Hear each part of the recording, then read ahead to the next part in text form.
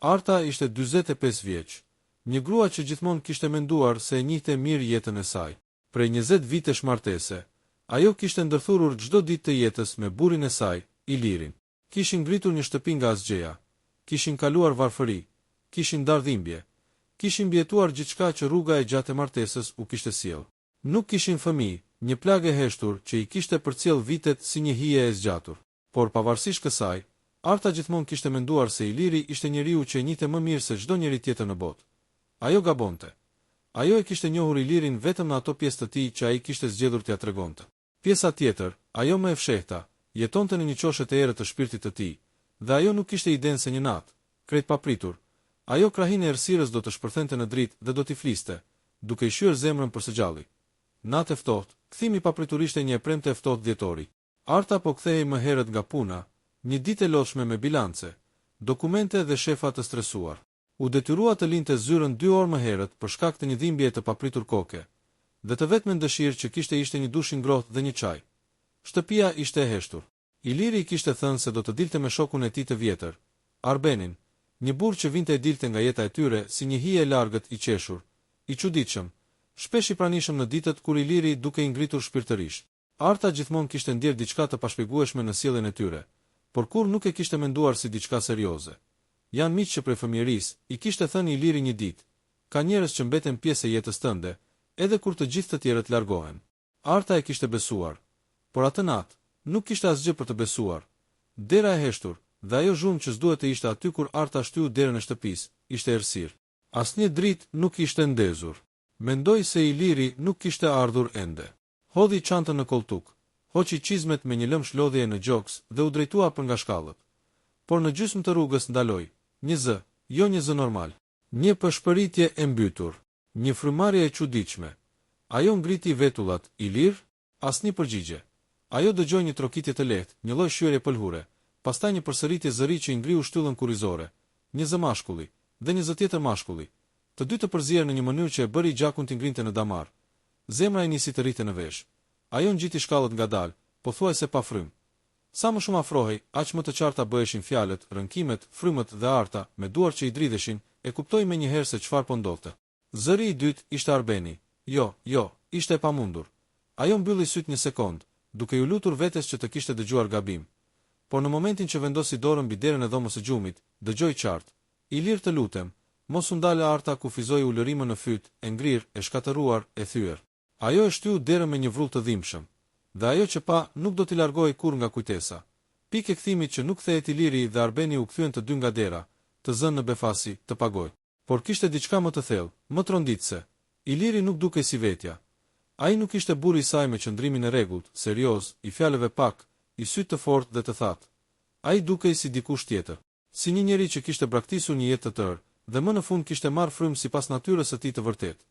Iliri, që prej 20 vitesh i kishte folur Arthës si burr, i shfaqej tani në një dritë të panjohur, të çuditshme, të largët pothuajse si një tjetër identitet. Arta u tërhoq mbrapa. Trupi i pak, fryma ju ndërpre. Arta, tha Iliri, duke zgjatur dorën. Ajo u shty pas, sikur ai kishte bërë dëm fizik. Mos më afrohet, zëri i saj u thye, sikur dikush i kishte grisur fytin. Arbeni u ngrit në këmbë, duke marrë frymë thellë, i turpruar, por jo aq i shkatëruar sa Iliri. Arta nuk mund ta shikonte asnjërin. I shikoi vetëm duart, dhe duart e tyre i dukeshin si duart të huaja. Sa kohë? Pyeti ajo, duke ndier se çdo fjalë shtonte një thik tjetër në gjoks. Iliri uli kokën. Nuk foli, se kohë. Ulëriti ajo, një ulërim që i goditi muret, dyshemet, kujtimet, gjithçka që kishin ndërtuar së bashku. Iliri mbylli syt. Të lutem më dëgjo, sa kohë. Ilir. Ai mori frymë thellë dhe e tha më në fund. Prej viteve të para të martesës. Ajo ndjeu sikur i humbi tokën nën këmbë. Një jetë gënjeshtërarta u ul në skajin e shtratit, sikur trupi i ishte bërë i huaj për vetveten. Ajo e mbuloi fytyrën me duar dhe mori frymë me ngërçe. Iliri u afrua, por ajo ngriti dorën dhe e ndali. Jo, asnjë hap. Iliri qëndroi aty, duke u dridhur. Arta, unë jam përpjekur të jem ai që ti meritoje, por unë s'kam qenë kurrë ai. Ajo e ngriti kokën, sytë e skuqur nga zemërimi. Pra, unë qenë kam thjesht një maskim, apo jo? Një mbulesë, një fasadë që ti e mbajte për t'u dukur bota normale. Iliri e mbylli fytyrën me duar. Unë të kam dashur në mënyrën time. por ajo që jam ajo që kam qenë gjithmonë, nuk kishte vend në këtë jetë, në këtë botë, në këtë shoqëri, në familjen time, dhe unë u fsheha pas teje. Arta nisi të qante me zë, pa mundur t'i ndalonte lotët, po unë çfarë isha? Një mburoj, një korniz, një jetë e reme që ti përdore për t'u fshehur? Iliri nuk foli, sepse përgjigja ishte po. Ndërprerja që ndryshon gjithçka Arbeni, që qëndronte pasiv, doli ngadalë nga dhoma, duke kuptuar se nuk kishte vend aty. Arta as nuk ja hodhi syt. E gjithë dhoma ndihej sikur po shembej. E gjithë jeta e saj, e gjithë graviteti që e kishte mbajtur të lidhur me këtë burr për 20 vite. Arta nuk ndjente veç dhimbje, ndjente poshtërim, mashtrim, bëshësi, haruarje. Iliri u ul në tapetin pranë saj, duke i mbajtur duart e mbledhura, sikur priste gjykim. Unë kam luftuar me veten, kam menduar se do të ndryshonte, se do të më kalonte, se ishte një fazë, një krizë rrinje, por nuk ishte. Nuk ka qenë kurrë. Arta e shikoi me një dhimbje të pafund. Pra, ti ke jetuar një gënjeshtër, dhe mua më dhe një jetë të gënjeshtërt. Iliri uli kokën, të kam dashur, Arta, të betohem, por asnjëherë nuk kam qenë i lirë. Ajo u ngrit në këmbë, dhe unë çfarë isha i lirë? Robëria jote. Funi një nate, fillimi një pastrimi të gjatarta, nuk mund të qëndronte më as një sekond në atë dhomë. Ajo mori pallton, çantën dhe doli nga shtëpia pa e kthyer kokën pas. Iliri e ndoqi deri te dera, por nuk guxoi t'i afrohej. Arta, të lutem, ajo u kthye vetëm një herë dhe e shikoi ashtu siç nuk e kishte shikuar kurrë askënd. Ti nuk je burri që unë kam dashur për 20 vite. Ti je një njeri që më përdore si stre, ndërsa jetoje një jetë të fshehur. Dhe unë nuk di kush je. Nuk të njoh. Nuk di asgjë për ty. Iliri nisi të qante, për herë të parë në 20 vite. Por ajo nuk e pa, ajo u largua, ecje pas ecjeje. Ashtu siç largohet një grua që sapo ka zbuluar se jeta e saj ka qenë një libër i shkruar nga një tjetër dorë. Arta ecte në natën e ftohtë, pa e ditur ku po shkonte. Mendja i kumboi, trupi i dridhej pa kontroll, syti ishin tharë nga të qarët, por edhe kështu i dhimbnin si të ishin tretur me krip. Kishte ndjerë dhimbje në jetë. Dhimbje nga humbja e fëmijëve që nuk patën kurrë, nga fjalët e pathëna, nga vitet e heshtjes së rënd me saj dhe Ilirit. Por kjo nuk i ngjante asgjë që kishte provuar. Kjo nuk ishte thjesht tradhti, ishte rrëzim identiteti, shembje e gjithë asaj që ajo kishte menduar se ishte. Ajo eci pa ndjer trupin deri kur mbriti te parku i vjetër që qëndronte pranë pallatit të saj të fëmijërisë. U ul në stol si një njeri i humbur, duke parë dritat e zbehta të rrugës. Ajo kishte jetuar 20 vite me një burr që nuk kishte ekzistuar kurrë.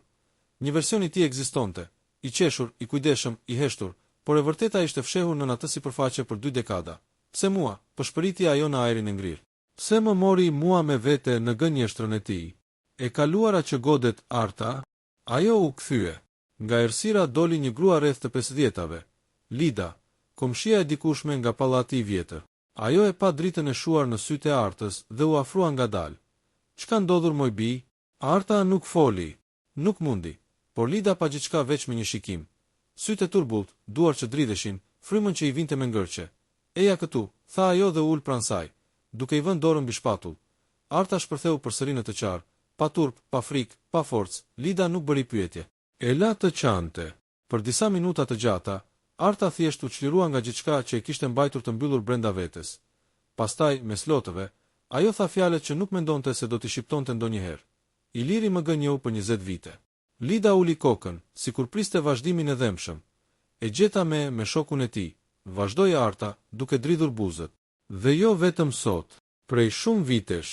Lida mori frymë thellë, një frymë e rëndë që të dukej sikur mbante mbi vete gjithë peshën e botës. E ndjej dhimbjen tënde, tha ajo butë. Nuk të meritonte këtë. Askush nuk e meriton.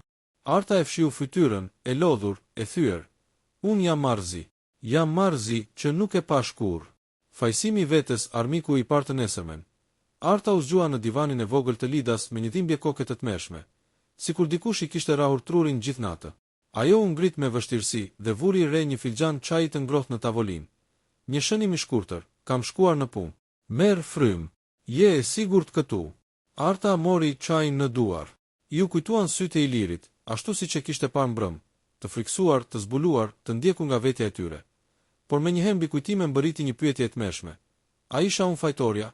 A mos ishte ajo e ftohtë? A mos nuk e kishte kuptuar brendësinë e tij? A mos e kishte shtyr drejt fshehjes? Thonë që njeriu i mashtruar gjithmonë gjen fajt e vetja. Arta po e provonte realitetin e kësaj thënieje. Ajo mori telefonin. Ishin 10 thirrje të humbura nga Iliri. Ajo i fshiu të gjitha, pastaj telefonoi vajzën e motrës, Elenën, njeriu i vetëm që ajo e konsideronte si fëmijën e saj. Telefonata me Elenën hall, "A je mirë?" U tremba. Zëri i Elenës ishte i shqetësuar, i butë, i sinqert. Arta u përpoq të fliste qetë. "Jo shumë. Dua të shoh." "Ku je?" "Te Lida." "A mund të vish?" "Po nisem tani." Dhe Elena erdhi brenda 25 minutash. Kur e pa Artën duke u dridhur, e përqafoi fort, shumë fort, "Halla ime, çka ndodhur?" Arta i tregoi gjithçka, nga fillimi deri në fund, pavarësisht lotëve, heshtjeve, thyerjeve të zërit. Kur mbaroi, Elena nuk foli për disa sekonda. Pastaj ngriti kokën dhe tha, "Ti nuk e faj për asgjë." Arta tundi kokën. "Kam jetuar me një të vërtet të reme, si nuk e pash?" "Halla, njerëzit që duam ne, i besojmë. Ti nuk kishe, se ta imagjinoje një gjë të tillë. Askush nuk mendon se partneri i tyre po mban një jetë tjetër të fshehtë." Arta përshpëriti, "Unë nuk di kush jam më." Elena ja mbajti duart, do e zbulosh, por duke u larguar prej tij. Iliri përballet me veten ndërkohë. Iliri po përjetonte natën më të gjatë të jetës së tij. Arbeni ishte larguar pa thënë asnjë fjalë. Shtëpia duke i bosh, e ftohtë, e heshtur. Vetëm zëri i Artës i kërciste në vesh si një mallkim. Ai u ul në dysheme, pranderës nga ku ajo ishte larguar, dhe nuk lëvizi për orë të tëra. Syzet e tij të zakonshme kishin rënë diku, drita ishte fikur, dhe ai rrite gjunjët me duar. Ai e dinte se e kishte humbur, dhe se ajo humbje ishte më dhimbshme se sa çdo gjë që kishte ndjer më parë. Ai e kishte fshehur prej saj gjithçka, vitet e ankthit, frikën nga familja, humbjen e vetes, tmerrin e mundësisë se bota do ta braktiste në momentin që do të tregonte kush ishte. Dhe kështu bëri gjën që e vriste më shumë. Përdori Artën si mburoj, por ajo mburoj tani ishte thyer. Në mëngjes, ai mori telefonin dhe telefonoi të vetmen person që i trembej më shumë, nënën e tij. "Alo, mami," zëri i tij dridhej. "Ilir, çfarë ka? Pse je me atë zë?" "Mami." Arta më pa me Arbenin. Nëna e tij heshti. Pastaj tha fjalën që e preu përmes shpirtit. "E dija." Të vërtetat që trondisinati i iku ngjyra e fytyrës. "E dije? Unë jam nëna jote," tha ajo me një ton të butë, por të lodhur. "E kam parë dhimbjen, heshtjen, mënyrën si e vështroje veten në pasqyrë. Ti nuk ishe kur vetvetja, biri im. Je përpjekur të jesh dikush tjetër për vite me radhë." Iliri uli kokën. "Pra ti më ke lënë të gënjej, të dëmtoj Artën, të detyrova të martoheshe," tha ajo me një zë që u thye. "Jam fajtore. Mendoja se po të mbroja nga bota, nga vetja, nga turpi. Dhe kam gabuar. Shumë." Ilirit i dridheshin duart. "Mami, unë e kam shkatëruar Artën." "Ajo nuk meritonte këtë," tha nëna e tij. "Ti duhet i kërkosh falje, por jo ti kthehesh. Jo kësaj here. Tani duhet të jesh i ndershëm. Së pari me veten." Iliri e la telefonin të bjerë në dysheme. Ai e kuptoi se jeta që kishte ndërtuar nuk ishte e tija. Arta nuk e meritonte humbjen që ai kishte shkaktuar. Arta përballet me familjen e Ilirit nesërmen. Arta u kthye në shtëpi veç për të marrë disa rroba. Nuk donte të rinte asnjë sekond me Ilirin, por ndërsa po dilte, dera ra. Ishte nëna e Ilirit, një grua me fytyrë të ashpër, e fortë, e mësuar me tragjedi. Kur e pa Artën, syti u mbushën me lot. "Bi," Arta ngriti dorën. "Të lutem mos më thirr bi." Nëna uli kokën. "Dua vetëm të them një të vërtetë, që ti duhet ta dish." Arta heshti, e lodhur, e përgatitur për një tjetër goditje. "Ilir nuk ka qenë kur," tha gruaja e moshuar. "Që fëmijë, e kam detyruar të jetë dikush që nuk është. E kam shtyr drejt martesës. Dhe e kam dërmuar shpirtin. Ti nuk ke faj për asgjë. Dhe ai ka jetuar një jetë që nuk ishte e tija." Arta u mbështet te dera, duke mbajtur kokën. "Po unë çfarë jam në këtë histori?" "Një viktim," tha gruaja. "Por edhe një grua e fortë. Dhe duhet të largohesh që të shpëtosh." Arta shpërtheu në lot të heshtur të fundit të asaj dite të gjatë. Vendimi që i ndryshon jetët më vonë. Kur Iliri arriti në shtëpi për ta kërkuar, dera ishte mbyllur. Ai e thiri me zë të ulët. Arta vetëm dëgjoi "të lutem", por ajo i foli përmes derës, pa e hapur. "Ilir, nuk mund të jetoj më në një jetë që nuk është e imja. As tëndja. Ne jemi dy të huaj që kemi jetuar në një çati. Unë të fal për hir të viteve, por nuk të dua më si burr. As ti nuk më ke dashur kur si grua." Ai vuri ballin mbi derë. "Të kam dashur, por jo në mënyrën që ti doje dhe që ti meritoje. Arta u fshiu lotët, kjo martesë mbaroi. Pas këtyre fjalëve, ajo e dinte. Ajo natë, ajo dhimbje, atë rënim ishte fillimi i një jete të re për të dy. 2 javë kishin kaluar që nga nata kur jeta e Artës u nda në dysh. Para së vërtetës dhe pasaj. Ajo ishte zhvendosur përkohësisht e Lida, ndërsa kërkonte një banesë të vogël për veten, një fillim të ri, sado i dhimbshëm. Por plagët e brendshme, ato nuk zhvendoseshin dot me valigje. Në mëngjes, ajo qëndronte shpesh para pasqyrës së vogël të dhomës së miqve dhe pyeste veten: kush jam unë pa Ilirin? Kush jam unë pas 20 viteve që i dhash një mashtrimi? Ajo nuk kishte përgjigje ende. Mësimi i parë i ndërimit të jetës. Trishtimi nuk vdes me një herë në fillim. Netët ishin më të vështirat. Arta flinte me vështirësi. Sa herë mbyllte syt, fytyra e Ilirit i vinte përpara, jo fytyra që ajo kishte dashur për 2 dekada, por ajo fytyrë hutuar e natës së zbulimit, një fytyrë e panjohur që i hante shpirtin. Ndonjëherë zgjoheshte papritur, me frymëmarrje të shpejtë, sikur po mbytej. Lida e dëgjonte shpesh dhe shkonte pranë saj. Do kaloj, zemër, i thoshte. Dhimbja është si orteku, të përplas pa mëshirë, por pastaj lë prapa një terren të ri. Arta dinte vetëm një gjë. Ajo nuk ishte më gruaja që kishte qenë.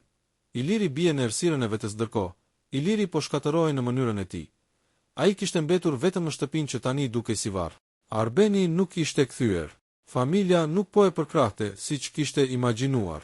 Nëna e tij, edhe pse kishte mëshirë, nuk i ofronte strehen emocionale që ai priste. Ndoshta sepse edhe ajo po përballej me fajin e vet puna po i shkonte keq, nuk hante, nuk flinte. Dhe mbi të gjitha ndjente boshllëk të tmerrshëm. Ai filloi të shkonte për ditë te dera e Lidas, duke tentuar t'i fliste Artës, por ajo nuk ia hapte kurrë. Nuk e urrehej, por e kishte prerë nga jeta. Një ditë Iliri u ul në shkallë dhe i shkroi një letër që e la në nder. Ndoshta s'ke për të më falur kurrë, por dua të di se do të kujdesem që të mos të plagos më. Unë po kërkoj ndihmë. Kam jetuar një jetë që nuk më përkiste, dhe e shkatërova timen dhe tënden. Më vjen keq, aq sa nuk mund ta shkruaj me fjalë. Arta nuk e hapi letrën me njëherë. Dhe kur e hapi, nuk qau.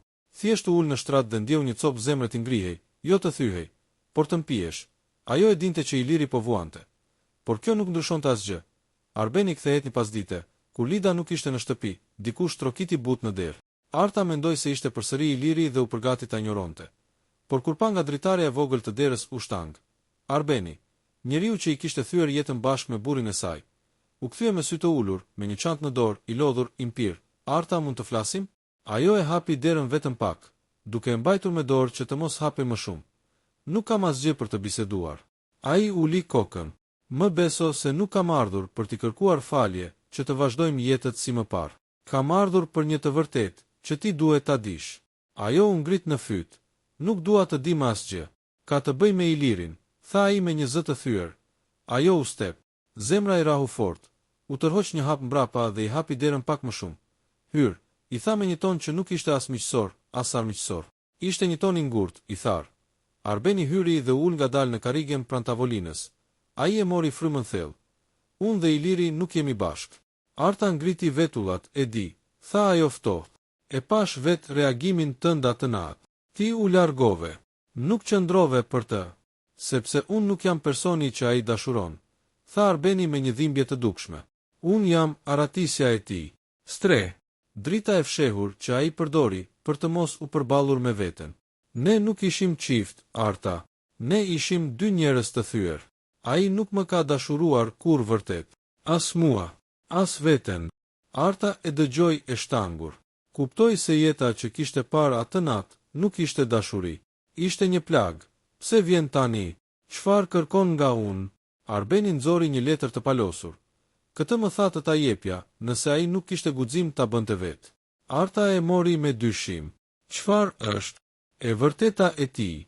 Ajo e hapi, lexoi disa rreshta, dhe ndjeu se trupi u drodh. Letra nuk ishte kërkim faljeje. Nuk ishte justifikim. Ishte një rrëfim i zgjatur për vitet e fëmijërisë, presionin e nënës, frikën e shoqërisë, gjysmën e fshehur të karakterit të tij. Kishte rreshta për rresht me ankth, depresion, përpjekje për të mbytur ndjenjat, frikë nga ekspozimi dhe një rrëfim që Arta nuk e kishte imagjinuar kurrë. Unë nuk kam dashur kurrë ta lëndoj. As ta përdor. E kam dashur si njeri, por jo si partner. Dhe mu deshën 20 vite të pranoj se e keqja ime nuk është një tjetër grua, por unë vetë. Letra i ra nga duart. Arbeni e mori përpara se të binte në tokë. Arta, tha ai. Ai është i thyer dhe po kërkon ndihmë, por ti nuk je më njeri, për të cilin ai mund të kërkoj falje duke të mbajtur në krah. Ai nuk duhet të kthehet te ti, dhe ti nuk duhet të kthehesh te ai. Arta mbylli syt.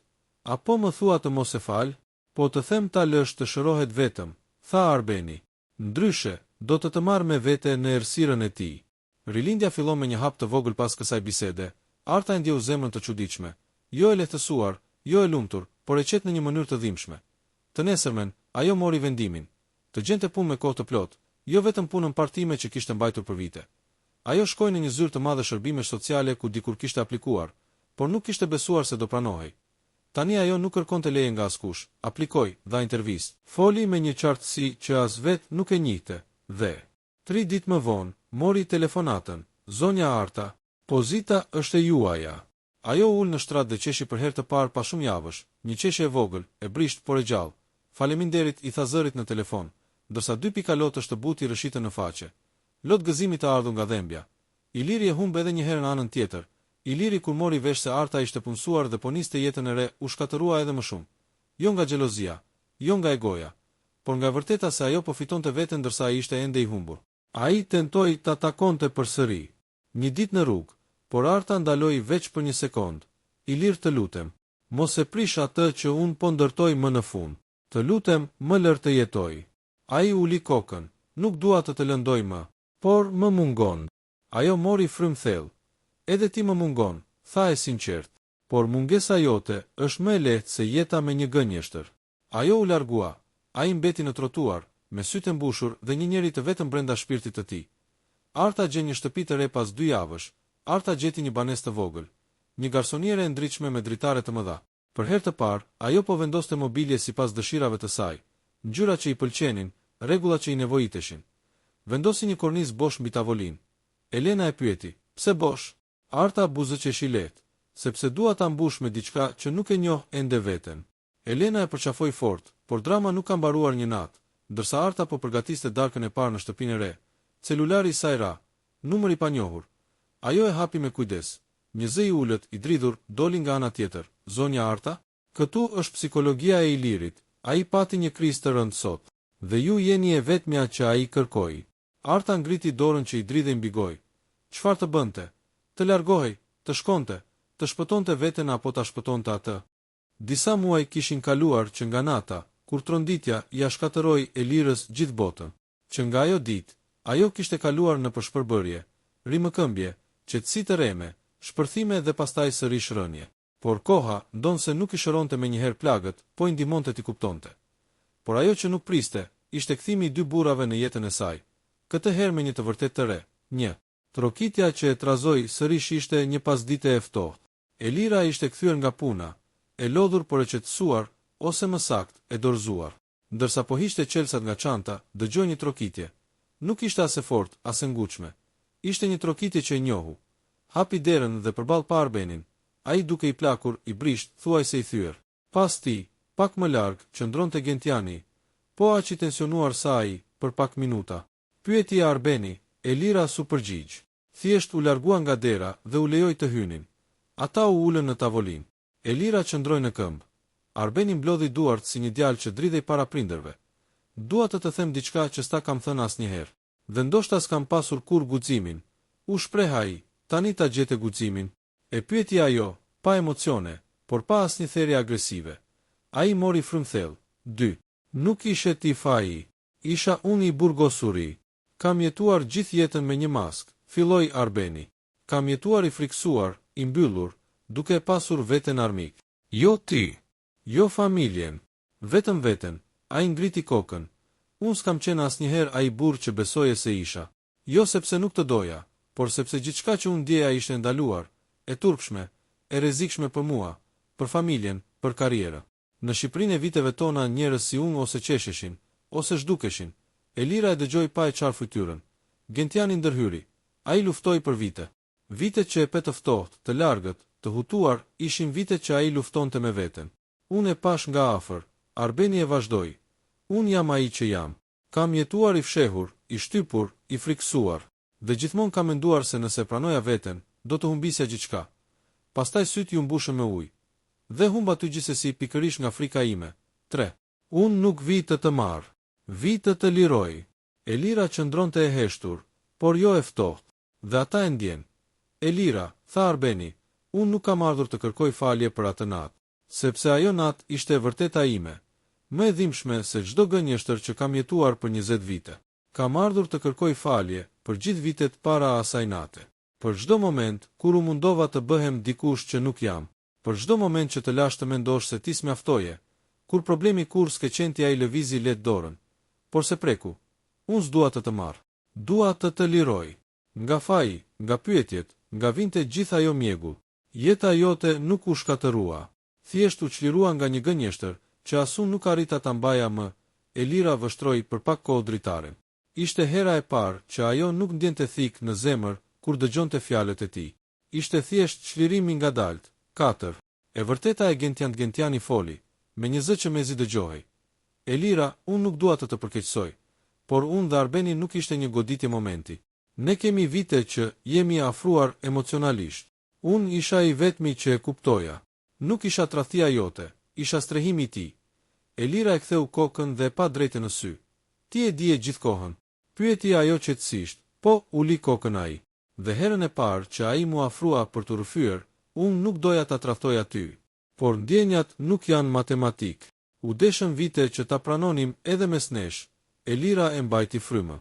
Syt ju mbushën me lot, por jo nga dhimbja, nga çlirimi i akullnajes që kishte mbajtur brenda. 5. Tani e di ku mbaron faji im. Pas më shumë se një ore heshtjeje, dëgjimi, rrëfimi dhe lotë shtëpezullt, Elira foli më në fund. Unë vuajta shumë. E ndjeva veten të tradhtuar, të poshtëruar, të mashtruar. Por sot, për herë të parë, nuk më duket se kam humbur. Më duket se kam fituar veten. Ajo i vështroi të dy. Faji që kam mbajtur që mendoja se nuk isha grua e mirë, se nuk mjaftoja, se nuk të binda sot e kuptoj se s'ka qenë kur yni, Arben. Arbeni uli kokën dhe lotë tira në duar. Ti s'ke pse të më falësh, tha ai, s'po të fal, u përgjigje Elira. Po të lë të jetosh, po lë edhe veten. 6. Ndarja që s'lëndoi mata 3 u ngritën në këmbë. Arbeni i zgjati dorën e Elirës, por ajo e përqafoi. Për herë të parë, jo si bashkëshorte, por si dy njerëz që më në fund e njohën njëri tjetrin. Gentiani u afrua dhe i tha: Ti je më e fortë se të dy në bashk. Elira buzëqeshi lehtë. Ishte hera e parë që ajo buzëqeshte sinqerisht prej muajsh. Ndërsa ata u larguan, shtëpia nuk ju duk bosh ju dakë e se. 7. Fillimi i ri i Elirës në javët që pasuan, Elira u rikthye në jetë. U fokusua te puna, rindërtoi lidhjet me miqt, filloi yoga për të qetësuar mendjen, madje filloi të shkonte në terapi. Por ajo që nuk priste, ishte një ndryshim i brendshëm. Ajo nuk e urrente me Arbenin. Tani e shihte si një njeri të lënduar, të humbur, jo si një armik. Ndërsa për Gentianin ai mbeti një plagë e vjetër që koha do ta shëronte. Arbeni u zhvendos dhe filloi një jetë të hapur me Gentianin. Nuk ishte e lehtë për ta, paragjykimet ishin brutale, por këtë herë ata nuk shiheshin. Elira nuk e shihte më veten si viktim. Ajo ishte dëshmitare e çlirimit të dikujt që e kishte dashur dhe shërimit të vetes. 8. Fundi që duhej, jo ai që pritej një ditë, teksa Elira po pinte kafen e mëngjesit në balkon. Mori një mesazh nga Arbeni. Faleminderit. Më dhe lirin që nuk pata kurrë guxim t'ia jepja vetes. Elira mbylli syt dhe mori frymë thellë. Ishte fundi, jo i martesës, i fajit, i misterit, i dhimbjes së heshtur, dhe ishte fillimi i një jete ku ajo më në fund ishte në qendër të vetes. Një fund i qetë, një fillim i pastër, dhe kjo ishte fitoria e saj.